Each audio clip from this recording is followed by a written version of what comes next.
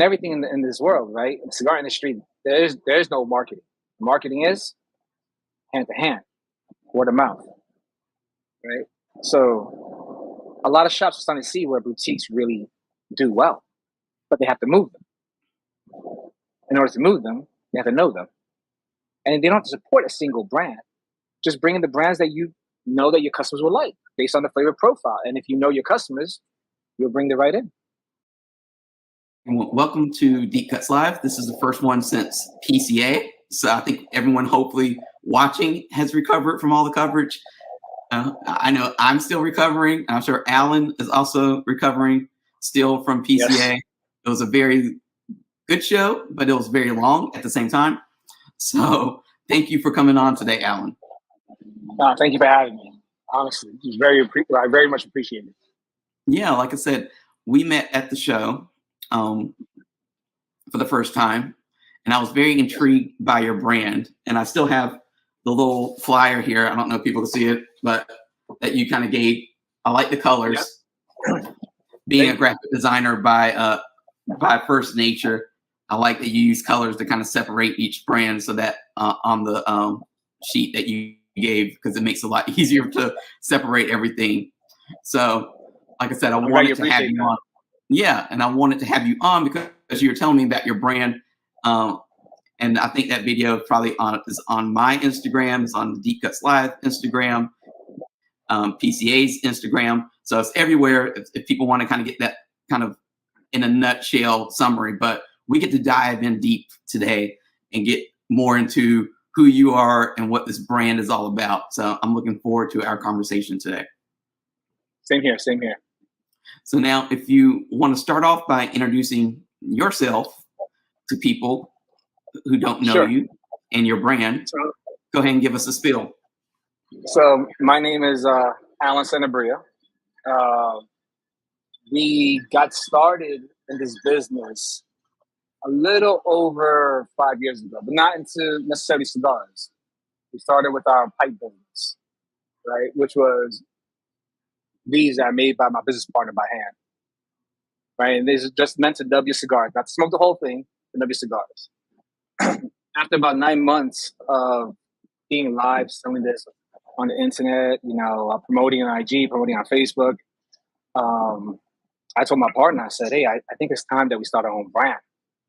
And he's just like, why do we need our own brand? I'll never forget this question. He's like, why do we need our own brand? I said, well, we don't need it. I really want to. He said, but why? I said, because I smoke different cigars every day. I mean, for the past 6 years, basically, I try my best to smoke a different cigar all the time, find the newest brands, right? Different blends I haven't smoked yet. And I said to him, well, I want to blend a cigar that you and I both love, that we both enjoy. Matter of fact, I want to blend cigars that we put our stamp of approval on, that if this goes out, that they keep your palate watering because it's so good. And, he was like, well, if you want to do this, I'm down. I got your back. You're my brother. I'll do whatever you want. I was like, well, let's do it. And from that moment, everything changed for us, right? Because when we started, we were CS Cigars, which C stands for Cordova. That's his last name. Sanabria, which is my last name, right? And even though it was cigars in the name, we weren't selling cigars, right? So I was like, well, what do you want the cigar brand to be, right? And that was a big debate. And one of the biggest things that came out of the discussions was I kept saying over and over, the brand has to mean something to us. It has to mean something deep to us, right? And between his wife, my wife, we came up with Family X Loyalty. And then I said, hey, why don't we do a wordplay? Let's do X, 4x4, 2x2. Family X Loyalty. But it was a wordplay. A lot of people didn't get it, though. A lot of people did not get that the X meant that. And we were like, yes, let's do this, right? And then we had to find a factory to work with. That wasn't as easy as we thought it was, right? Finding a factory that you respect and that also doesn't have a high margin to enter, because some factories have a very high margin before you can work with them, right? So we had to work within our means, within our budget. And we fell into Blackbird factory. And I smoked the cigars before. I've enjoyed them. Construction. I love his marketing. I love how he does his marketing, and he humbly accepted to work with us, right? And it was a huge mentor into our first design of our initial labels, right? And when we started to blend cigars, he says to me, "Hey, listen, I can blend it for you, and then you can tell me yes or no, or you can fly to DR and blend with my master blender." I said, "Option 2, please. We're going to DR and we're blending cigars." And that was probably one of the most amazing experiences of my life. Besides the birth of my kids, getting married, right? That was probably, up there. I'll make sure, because I know my wife's going to watch this. I'm not planning to cut. So that being said, right? It was amazing. And Papo Carvalho, which is his nickname, he's one of the most humble people I've met in my life. And he walked me through the whole process of blending, the leaves, the aging, right? Asked me what I was looking for in tobacco. And it was a beautiful experience. We can go to more later, right? But I just want to segue into that and just say that when we were there in DR and blending, the mindset that we had was we already had Family X Loyalty is the name of the brand. We chose the wolf as the mascot of the brand because the wolf, you don't have to be blood to be loyal, right? And once we chose the wolf, it was the Nordic mythology what came next. And to be very fair, how that came up was through actually the designer, the main designer of Blackbird. He was like, do you know about Nordic mythology?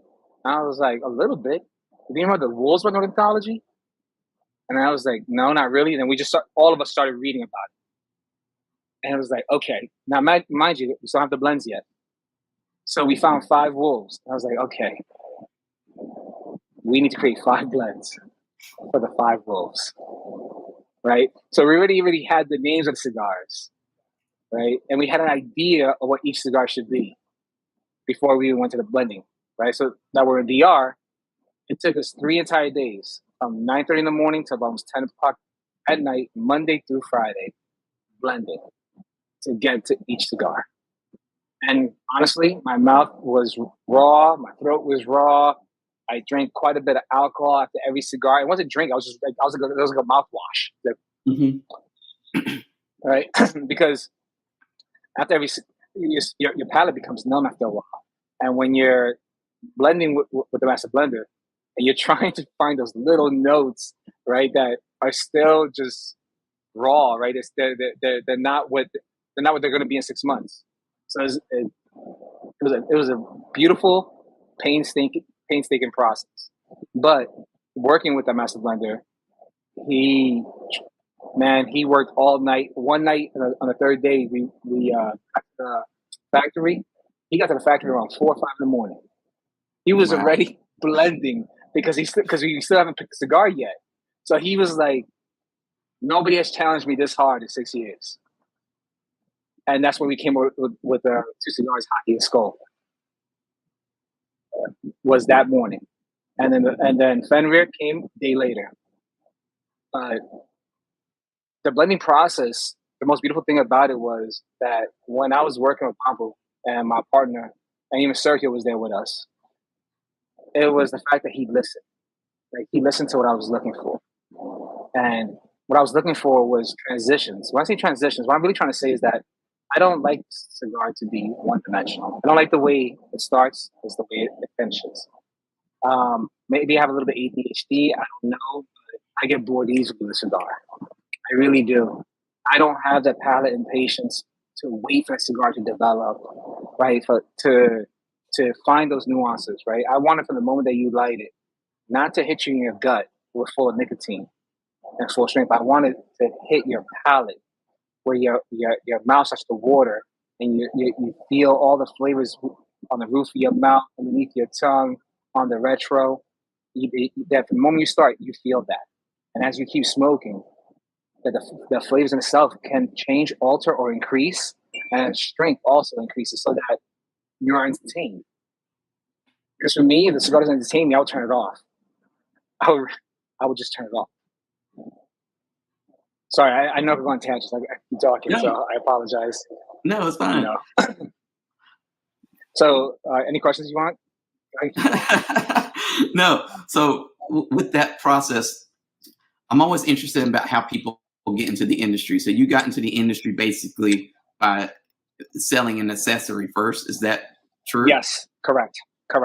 And so I think that's interesting because most people that we speak to, or that I speak to here, they come into the industry maybe through retail and they spend a little time getting to know the industry, but few come through the accessory route. So working with an accessory like yours, which is very unique, and I know that there's others on the market like it now, but how did that give you a different perspective on what people were looking for in terms of like what they were looking for in terms of product, what they were looking for in terms of brand and brand experience and just customer service?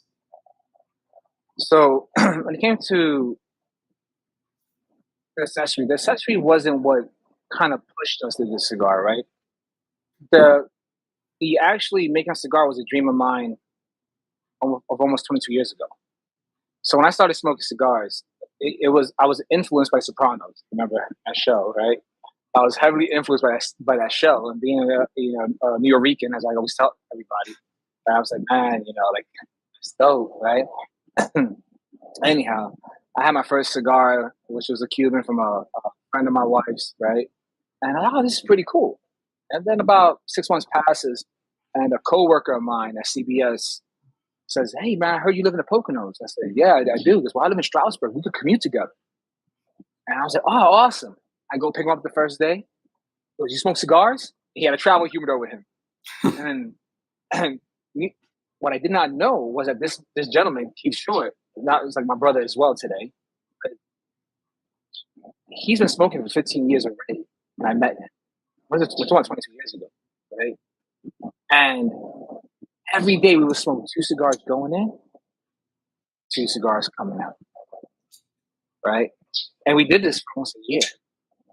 And again, I was smoking all types of cigars. And after about a year doing that with him, I said, man, one day I want to have my own brand. He was like, why? I said, because this is amazing. Like how a cigar develops, depending on who blends it, what leaves, what seeds, the country, that all intrigued me. And I had that conversation with my cousin. And I don't remember this conversation because literally a year ago, my cousin called me and said to me, bro, I'm so proud of you. You remember that conversation we had? I'm like, what conversation? And he reminded me of that. So the cigar accessory, in a nutshell, wasn't the determining factor. The determining factor was while I was selling the cigar accessories with my partner, I noticed how boutique brands were popping up left and right. And I started ordering cigars from different brands constantly. I stopped with the daily brands of my father, Padron. I stopped smoking the mainstream brands, essentially. Mm-hmm. And I just started smoking as many different unique and new brands I could find. Right. And during that time, Wild Cigar Accessories is what led me to say, man, I could blend something that fits my palate to make me be happy with it. And I could blend a few different cigars for different types of the day, depending how I felt. And that was actually the goal. The goal was to make 5 cigars that I actually smoke, that I really enjoy, that I can sell to others, because I can sell ice to Eskimos when I believe in something. If I don't believe in it, I can't sell it. I think that's interesting what you said about you switching off from like those brand names that we all know and recognize and going in search of something new, because I think that's what a lot of boutique companies want to happen, but it's hard to get some consumers to do that. But I do know that with the younger adult cigar smokers that are coming into the lifestyle now, they are willing to try new cigars, whereas the older ones are kind of fixated on those brands that they recognize and that their fathers smoked and their grandfathers smoked. And I always tell people that they should probably take the same approach that you did, and don't be loyal to just one brand, but be willing to try a whole bunch of different stuff, because you never know. And that's the only way you're going to kind of expand your palate and really get outside of what you know, what you think you like and try to figure out what you really like. How are you going to figure out what you like if you smoke one brand? Because one brand has like the one, you know, approach to making a cigar and to blending. And usually, even though they say they make something for somebody else's palate, they're really making it for, you know, their palate and what they get used to.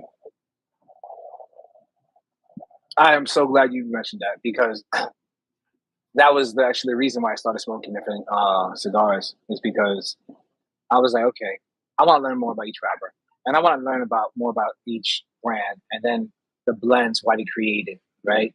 And that's what really led me to create my own brand, right? And you got to think about it. Everything you said is spot on, right? But let's look at the liquor industry right now. Yeah, the mainstream brands still run, right? But you're seeing small boutique brands pop up every day, making amazing things, right? And the public's standing behind it. Same thing with clothing line. Today, people want different. They want new. They want unique. They're no longer conforming to like, oh, this is the way, this is how this brand makes it, this is how it's going to taste, and this is what's going to be. Like, no, right? And of course, as cigar smokers, they die out, the new ones take over. And the new ones, they want unique. They want different. They don't want always nicotine powerhouses to your gut, right? So I believe, and there's a few other brands out there that believe like I do, that the next 5 to 10 years, the medium body sticks, the mild to medium body sticks that are full in flavor, that make your mouth water, that's what's really going to be driving the market, not the nicotine powerhouses. You have to, you know, pull every 1 minute really slowly to find the nuances of the taste before the nicotine hits your gut. And I think another thing that you're talking about too is and I noticed this when I was speaking to you at the trade show a couple of weeks ago. You're very passionate about your story, and you seem to really enjoy telling your story. And I say that, yes. And you smile and you laugh, but there are some people, like when you approach them, they don't want to tell their story. They feel like it's old news. They told it 1,000 times. Everyone knows it. And I just had a phone call right before this podcast from someone who randomly asked the question, oh, at the trade show, did you, you know, you and I talked about this, but are you seeing more people talk about this or selling their product through telling their story, or are they just sticking to the usual wrapper binder filler spiel? And I said, you know, I was like, at a trade show experience, I was like, you still get a lot of people who, I think because they get rehearsed and you have a whole bunch of retailers coming up to you, you know, almost like in a, you know, continuous line, and you have to have that spiel. So I think for me, I said, I still encountered a lot of this is the wrapper binder filler. But I know, like, for you, I didn't get that story. I got, like, this is why we started this brand. You know, this is what we're passionate about. Yeah, we had to do a rebrand, but it turned out to be a good thing. And you were really like, we're diving into the story. And I think that's what I try to get at with a lot of people in the industry, is that wrapper binder filler is interesting, and I'm sure it sells to some people. But I don't think everyone is like a aficionado to the point where you can magically take, you know, the wrapper binder filler information and say, oh, wow, that's going to be a great cigar. I don't know what that means. Like, you can tell me the wrapper binder filler. I get so many press releases and read them. I can't tell you what those cigar, you know, those different tobaccos together mean. I can't tell you what it's going to taste like. I can't tell you what the aroma is going to be like. Well, can I say this, right? Because you have to, like I said to you, I'm not the best salesperson. I'm just being very clear, right? Like, yes, I want to make sales. And I know the brands will get bigger. But for me, first and foremost, I want to get to know you. I want to vibe with you. And if I don't vibe with you, I won't tell you my story. Or if I take my stories, it'll be really short, real quick, right? Again, because here's what I've learned. And hasn't been 2 years public since we've been live with our cigars, right? And I can say what I've learned is this.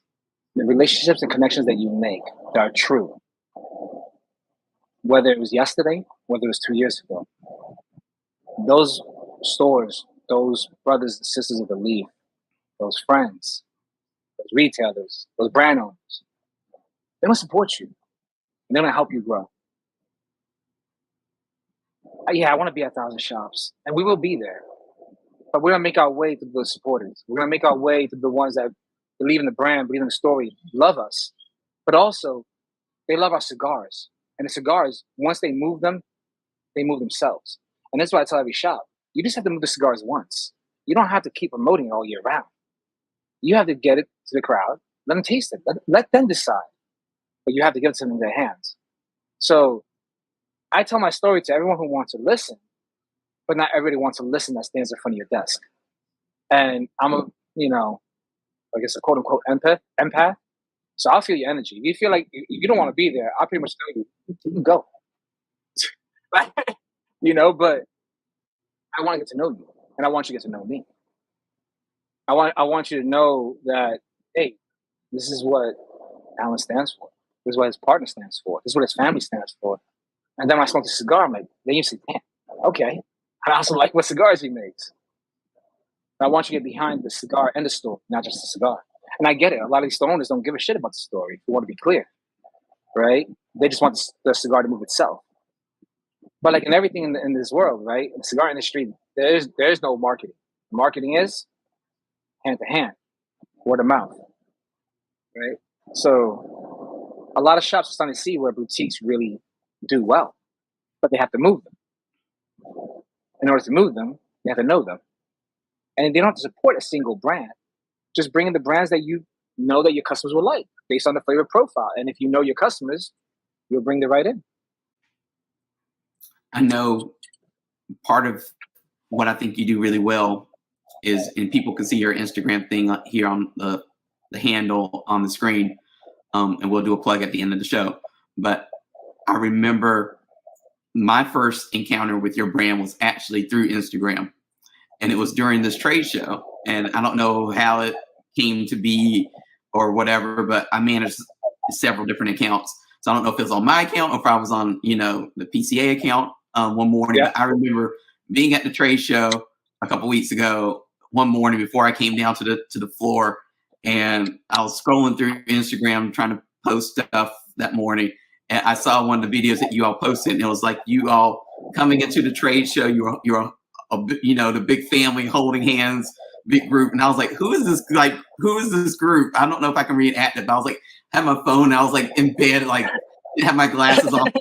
Who is this like group? I think it's like the posse, and it was like the video was like all together, and I was like, what is going on here? I was like, it made me like I said, it stood out to me because to me it was like great marketing, because you do kind of pause. It's like, when you watch people come into the trade show, I mean, some people are just like there and it's like very business like. You have the people who are in the suits, you have the people who are just like, it's morning, I don't want to be talking to you right now. You all came in like we're gonna like plan this out. We want people to know from the get go, this is what Family by Loyalty is all about. And I felt like that video, it was a short video. Yeah. It kind of just showed you all. It kind of set the tone and the vibe. And I thought that was like really creative, again, because it's a visual cue instead of just, you could have typed it out. Family by Loyalty is all about blah, blah, blah.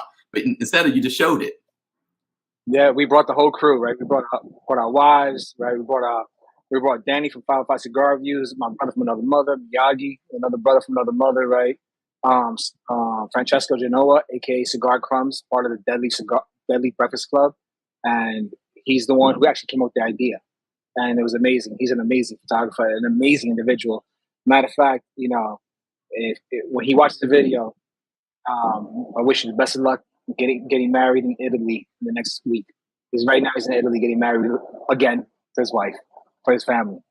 So, he's an amazing individual, talented as hell, and one of the most humble people I know, right?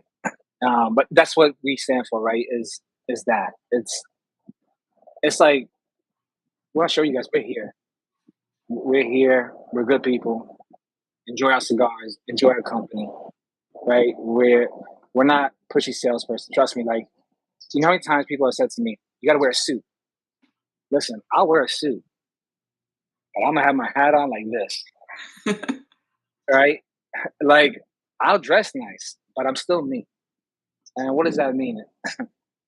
I am a person that loves to have a good conversation, be surrounded with good people, morally upright people, right? And I like to bug out, right? And that's why with the rebranding, the same photographers, Francesco is one who designed our new logo. When he came up with this brand, he says to me, I want the logo to match your personality. Your your New York style with the elegance you bring to the cigar. And that's how he came up with this, right?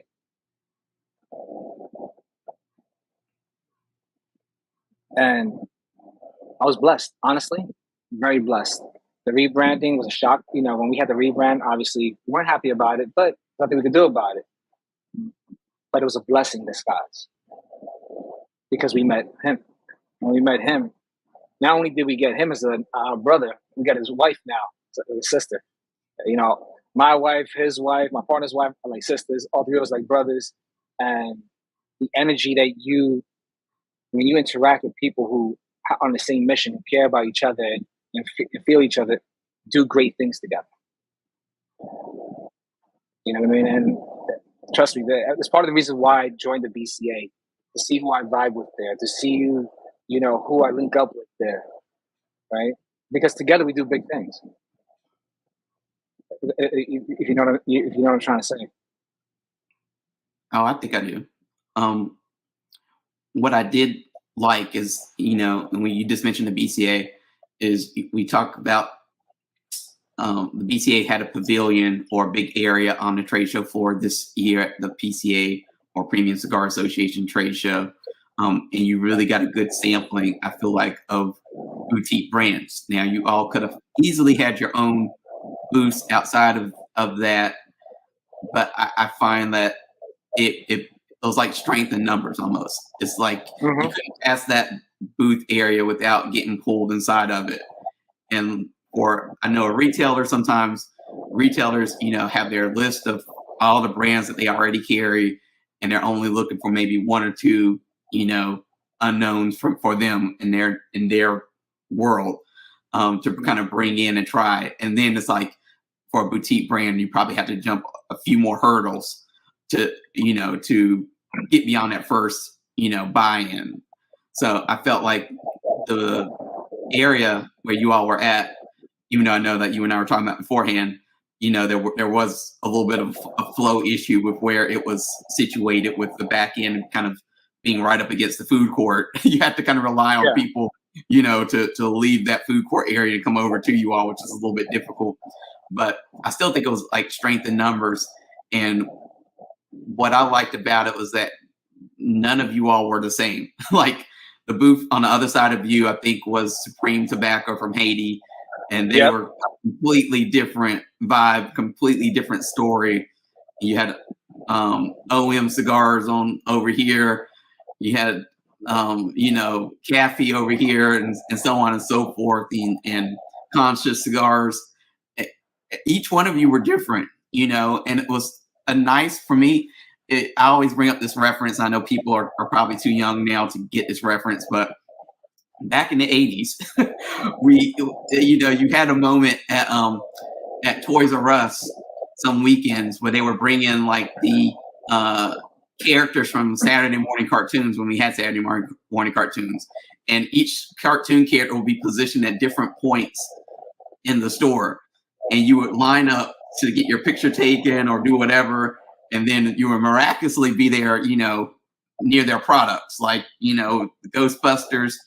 You had He-Man, and it just took you around the store. And that's what I felt like the pavilion was. It was like, once you got there, it was hard for you to just to say, oh, I'm just going to see this one company and I'm going to walk out. Like, no, you kind of went through stations, and it was completely a different, like I said, a different vibe, a different approach to business. And I thought that was like really creative. So, for me, what stood out for you all was that you was such a, like I said, the artwork, because I'm a graphic designer, like I said, by first nature. When I first graduated from college, graphic design was like my main thing. So what stood out to me was like, when you look at your artwork, it was like, wow, like this is really different. Like it's not, and I know some retailers, because I heard a retailer recap of PCA a couple of days ago. They were saying like they do pay attention to artwork. If your cigar is great, that's one thing, but they expect it to also be attractive and look good. And I don't think a lot of people take that into consideration. But your brand and your band, especially the one you just showed, really pops and stands out to the point where you at least want to say, pick it up and say, who is this? What is this? You know, and then it kind of opens up the doors to exploring more about your brand. So now that you say that, right? Yes, the rebranding was the effort that brought this beauty to life. But at the same time, in the past year, a lot of our customers and retailers say, hey man, your band's a little too big. And customers, they want to take more pictures of your cigars. They hate taking their big band off, right? And, you know, we listened, right? We actually listened. We're like, okay, we're rebranding anyway. We're rebranding. Let's do something different. Because our original bands on the long were like this. See right here, look at the skull.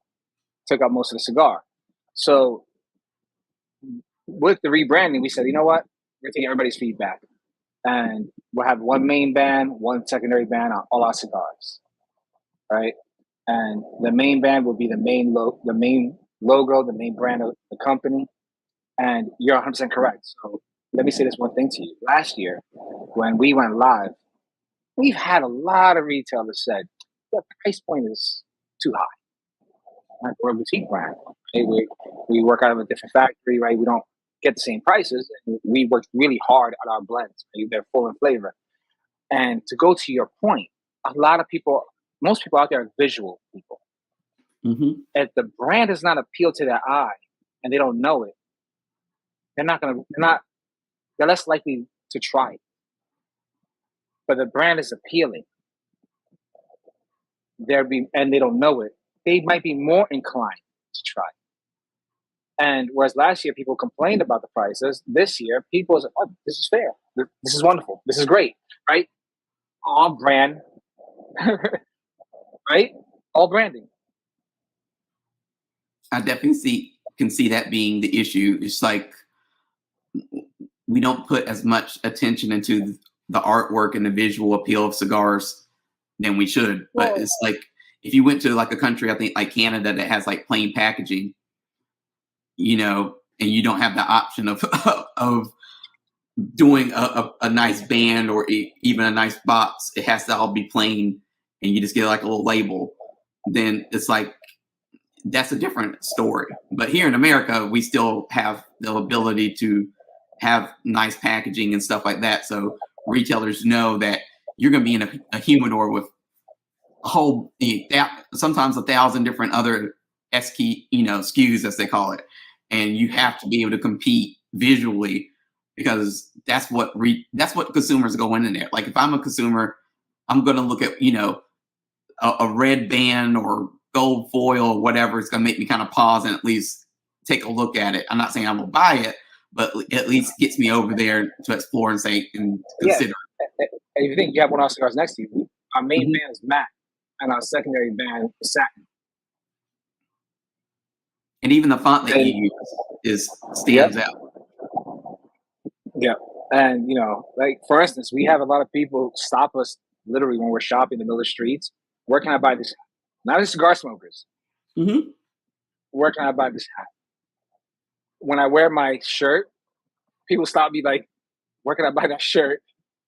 So when we did our brand, we just didn't think about our cigars. We literally thought Family by Loyalty as a whole, not just Family by Loyalty cigars, Family by Loyalty accessories, Family by Loyalty clothing, right? So the whole thing went behind it. And not to mention that when you're a cigar brand owner, think about it this way, you're an artist.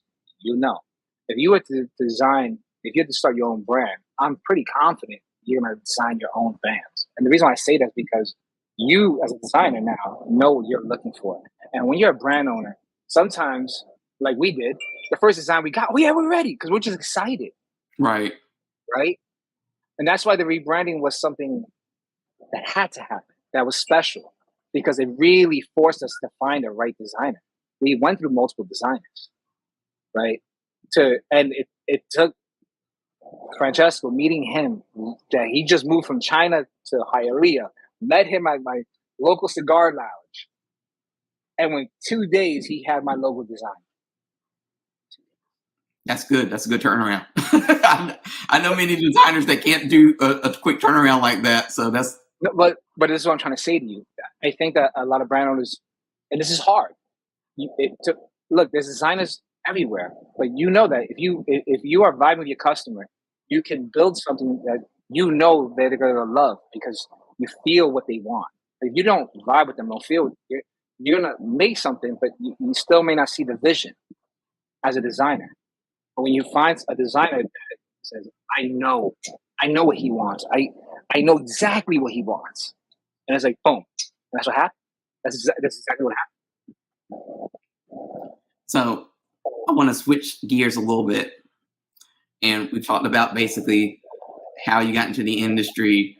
We touched on the rebranding that you went through, how your cigars look. So I feel like it's only natural now to kind of talk about the cigars themselves. Sure. So I want to ask this question, and I ask this question usually to people, and it kind of it's one of those tricky questions. But when you were working on these blends in the factory and these different cigars that you have now in the market, did you have a particular cigar smoker in mind? Like, did you say you wanted to make? I know usually sometimes people say, I want to make a cigar for everybody, every palate, or I want to make a cigar for those that are, beginners, or for those that are aficionados that like strong cigars. Who are you making cigars for? So that's the reason why we created 5 lines, right? And the Wolves of the God series, right? When we first started, we started off with these 2. Let me just bring them up. Frankie and Jerry, the first 2 that we came out with, the blend, right? And this was an honor of my brother and I, right? The Jerry is mine, Frankie is his, right? Sanabria wrapper and Habano. And when we were getting ready about a year before TPE, we were already pre-selling Frankie and Jerry, doing like cigar weeks, right? Trying to get the name out there. I kept talking to my partner. I said, man, the number's not correct. He said, what do you mean? I said, just 2 cigars? Just 2? Like, what are the odds somebody's going to love our San Andres? What are the odds someone's going to love our Habano? Yes, we love them. We blend them. We know they're great. But it doesn't matter what we think, right? And that's when we decided to go to DR for the second time, where we blended Hockey, Skull, and Fenrir. And it was to have 5 lines. And none of them hit. None of them started off full. That was the goal. None of them could start off full. The highest they could start off is medium strength. And the idea was, to be very clear, I know I said blend for everybody, but yes, that was the idea. The idea was the fact that we have 5 lines, and at least one of our cigars should be able to touch your palate, whether it's at breakfast, whether it's at brunch, lunch, dinner, after dinner, right? And that was actually the honest goal. The honest goal was to hit. Again, we didn't go making nicotine full strength powerhouses. None of our cigars. That was never the goal. The goal was, I want to be able to hit the brand new smoker, the weekend smoker, the wedding day smoker, the golfer smoker, the everyday smoker, right? But we weren't in we want with our founders to convince the full strength, full body smokers, hey, try our medium body transitional cigars that would end closer to full, and tell me you're not enjoying this, right? That was really the goal. The goal is we wanted to show everybody you can make cigars that start off mild and medium, start off medium and full, start off mild and towards medium plus, and you're gonna have a phenomenal experience. You don't have to be an experienced smoker to enjoy it, because for the moment you like every one of our cigars, your mouth's gonna be salivating immediately, and you're gonna taste all your senses will be lit, especially on. When you were earlier, when you were talking about transitions, I always look for transitions in cigars, and I know that a lot of companies kind of hype that, and yet you don't really always detect it. It's kind of like there's only been like 1 or 2 cigars really lately that I feel like you get an actual transition. So since you I have would been say in this. the laboratory of the factory making these blends and stuff, what does it take to really get a real transition? Because I feel like people, again, that's one of those terms that you hear in the premium cigar world, Well, but I don't know so what actually achieves it. so people do achieve it. Like another brand besides ourselves that achieves that is Apostate. You know, I love Brandon Kendrick, the work that they do, right? And they do achieve that. When it comes down to it, is working with the master blender, right? It's helping him understand that because a lot of people, I'm not gonna mention any names, right? A lot of brand owners will just say, "Hey, I want to blend this type of cigar. This is what I'm looking for." Master blender brings it. Yes, I love it. Thank you. I didn't do that. You know, it it was a lot of back and forth communication between myself and the master blender constantly. Look, he will blend me a cigar right in front of me. It'd be one for me, one for my partner, one for him, one for Jonas. And we're smoking. And 10 minutes in, nope. He's like, but why? I'm like, it's bland.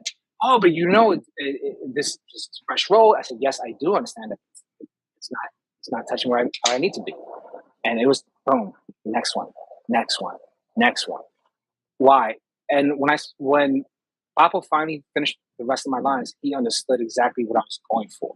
Now he's like, I understand what Allen is asking, right?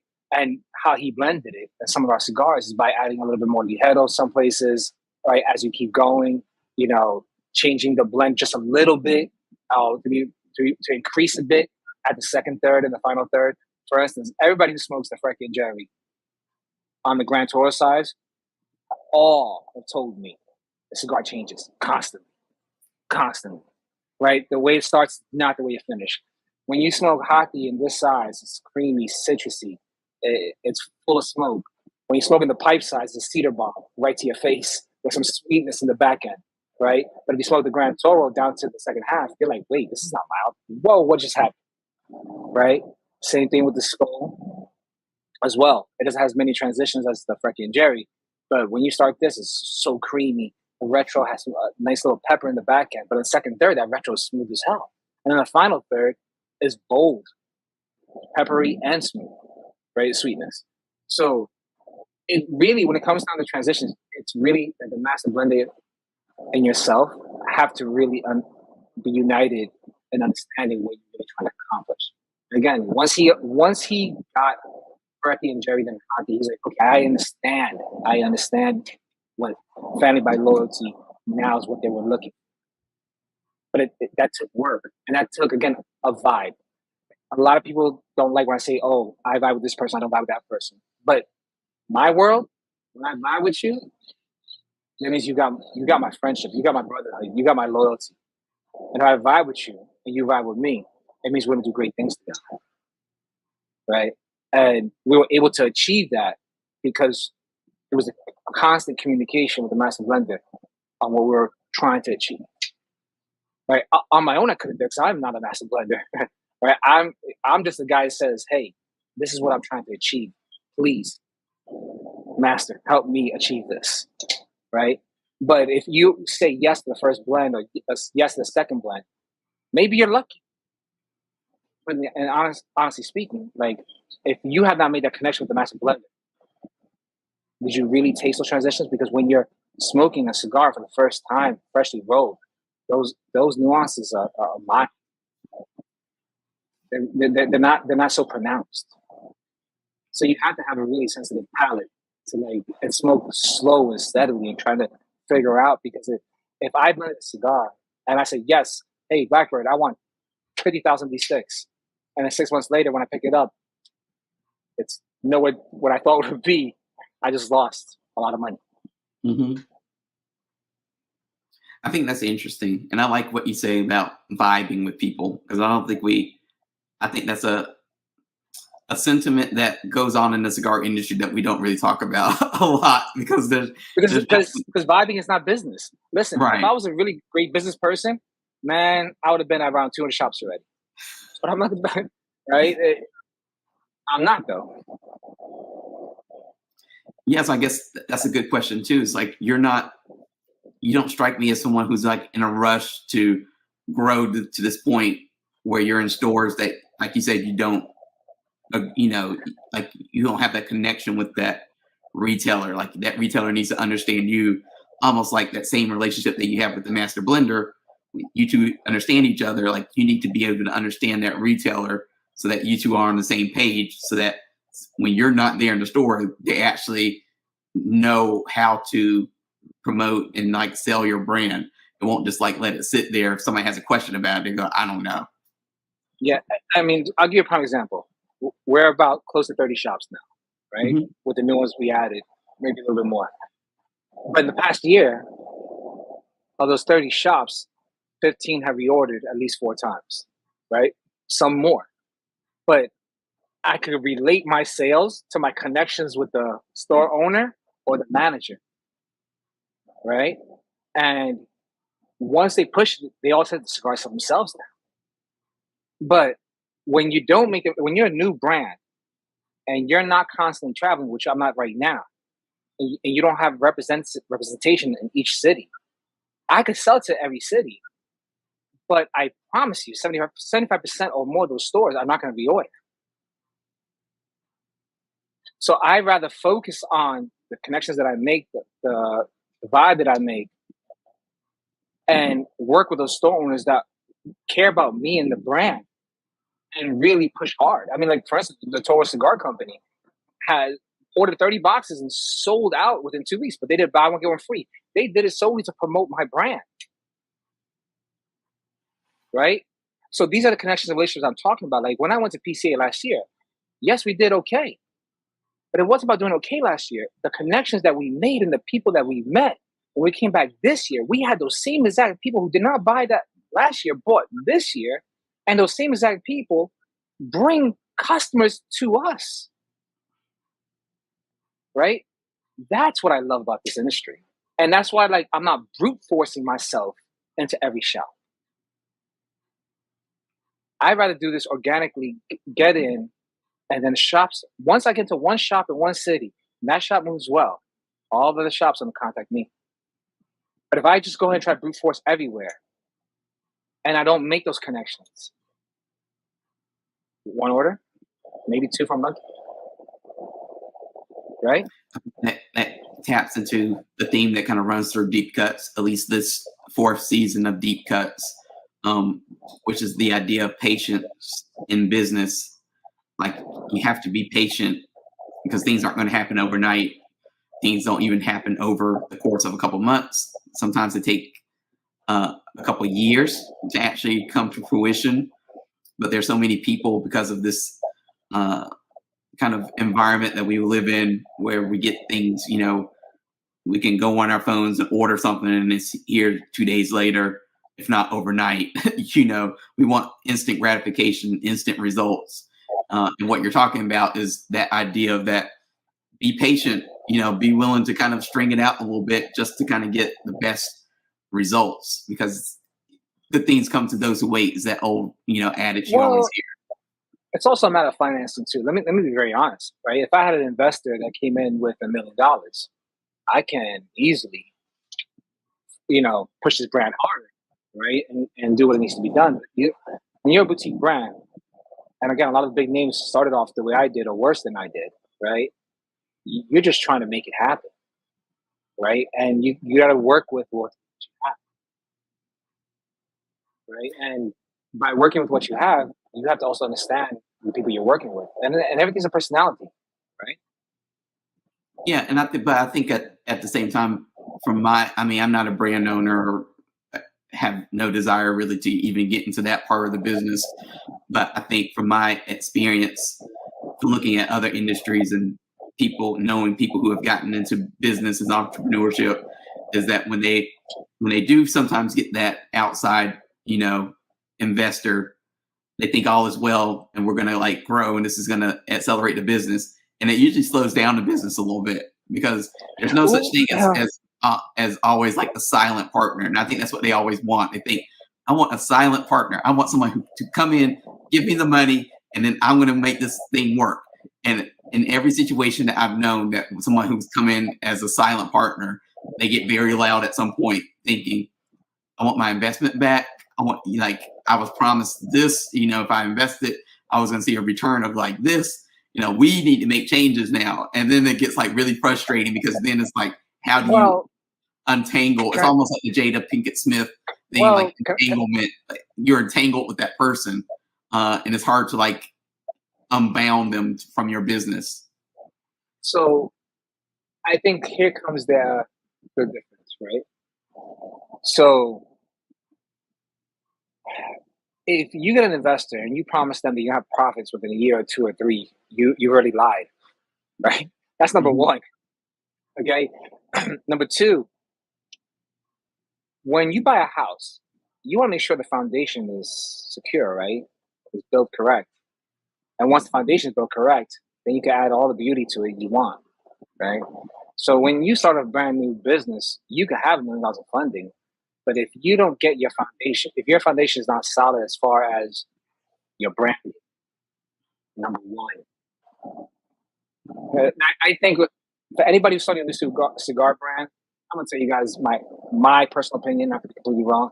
I think the number one thing is having your cigar brand, your branding done first before you have a brand. And if that brand does not wow you, if it does not make you say, "Man, that's freaking phenomenal," you shouldn't be doing it. And number two, if you're getting a cigar business, it's not cheap. It's not cheap. Right? You got the cigar costs. All the cigars are cheap. Yeah, you got the import fee, you got the label fee, you got the box fee, right? You got the warehouse fee. So it's not a cheap industry to get into. And in the cigar business, it's not necessarily about making a phenomenal cigar. It's about making a halfway decent cigar with halfway decent branding and be able to get people behind it. So for us, it was, we want to make not a halfway decent, we want to make a phenomenal cigar that we loved, that people could fall in love with the brand, right? Because you heard the story that I gave you, Family by Loyalty. But if I had to talk to you about Family by Loyalty for my partner's life and for my life, it goes further deep because my mom and I, we lived in and out of homeless shelters, right? Women's battered shelter, aluminum house in Puerto Rico. I know what it is to be broke as dirt, eating, whatever you can, right? I know what it is to live in the hood. And my partner living in Cuba, being raised by his grandparents, right? Not having his family. And again, your brand has to really stick out. I mean, like, for instance, another brand besides ours that I give a lot of love to is Conscious. I love Conscious branding because it's something that means so much to him. And that's what I believe. I believe that when you're a new brand, your brand should really reflect you. Because if it reflects you, you stand behind that passion, you will make it. You keep pushing hard. Don't give up, even when times are hard, right?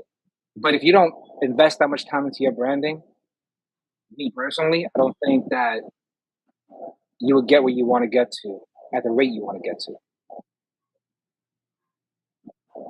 I agree with that. At this point in the show, I usually like to wrap things up for this part of the interview with 2 questions that everyone gets asked. The first of those questions is, do you have a philosophy that you live by? Yeah. Discipline is the key, and do your best to live as morally upright as possible. Numbers are perfect. And every day, remember there's somebody better than you. Try to be humble. Okay? And that's it. That's how I raise my kids. That's how my wife and I are. That's how people we have around us are. Right? And when we say Family by Loyalty, a lot of people think it's just sales pitch. No, because if you and I vibe, we family. Trust, you come to my house, you're going to play with my dogs.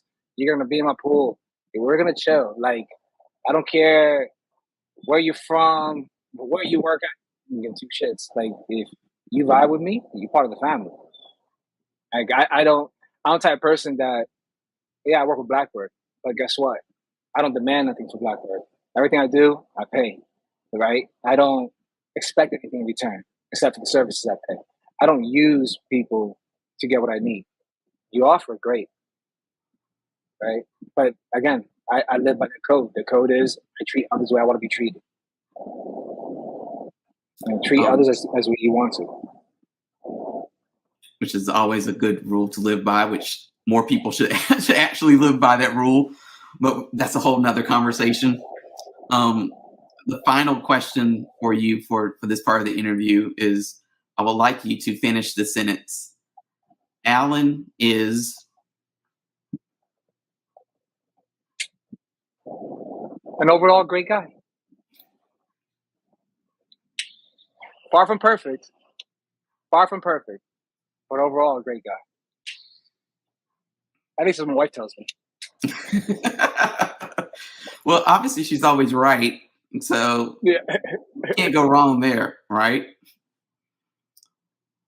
Well, awesome. Well, I want you to tell people who are not watching this, so they haven't seen the website or Instagram, but tell people how they can get in touch with you, what social media things they need to follow and be aware of in order to get to know more about Family by Loyalty Cigars. Yeah, I mean, hit our website, which you see right here on this page, right? FamilyByLoyaltyCigars.com. Instagram, Family by Loyalty Cigars. I'm active on Instagram. If you DM me, I do respond, right? I answer all questions. I'm always honest. And try my cigars out. And when I say try, listen, if you want to elevate your palate, it's not just what I'm doing. I'm not going to sit here and try to push my brand and force it down your throat. But what I'm going to say to you is this. If you want a cigar that's not one dimensional, and you want a cigar that takes you on a journey, try any one of my sticks on a Grand Toro, and you'll go through a journey. If you want to feel that medium body hit you right to your face, and try it on small size, the pipe size, 3.5 by 52, and each of those cigars will smack you right in your palate. And beyond that, I'm pretty sure that once you have one of our cigars, you're gonna say, "Wow, I see what they're talking about." Then hit me up. Tell me what you think about it. I welcome all feedback.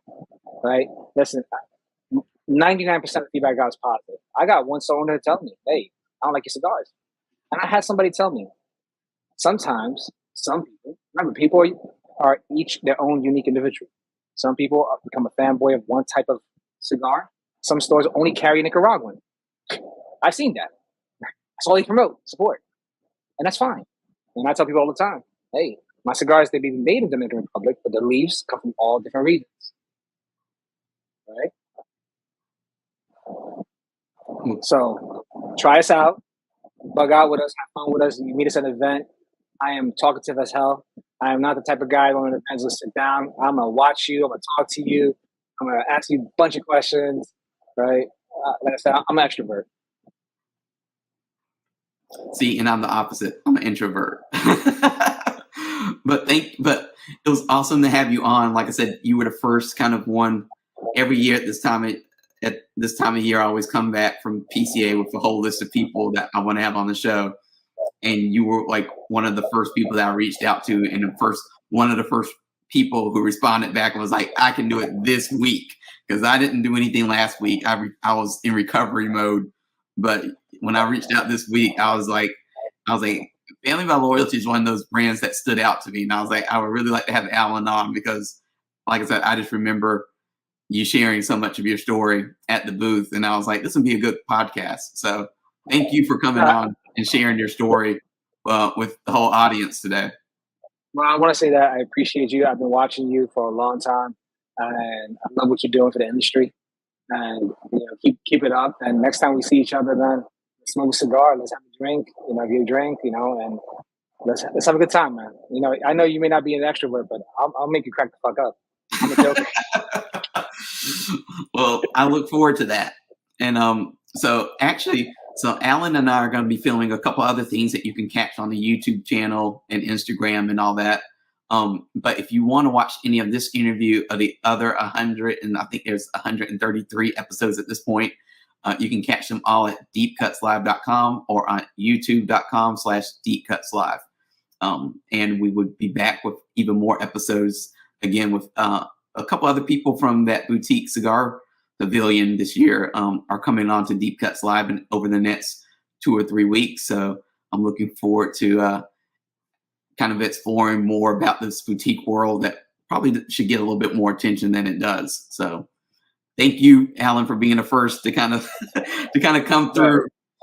We had Gabby Cappy on to open up the season, so it's only appropriate now that we have a few more people from the Boutique Cigar Association come through and share their stories with us as well.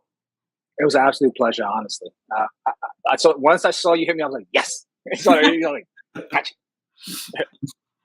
Awesome. So you hold tight, and for those of you who are watching, there'll be another video that pops up on YouTube you should recommend, because YouTube thinks that will be the best video for you to watch. Or if you're watching this on Facebook, go to the YouTube channel. There's plenty more stuff for you to watch. Thank you. And like I said, have a good night or a good morning whenever you're watching this.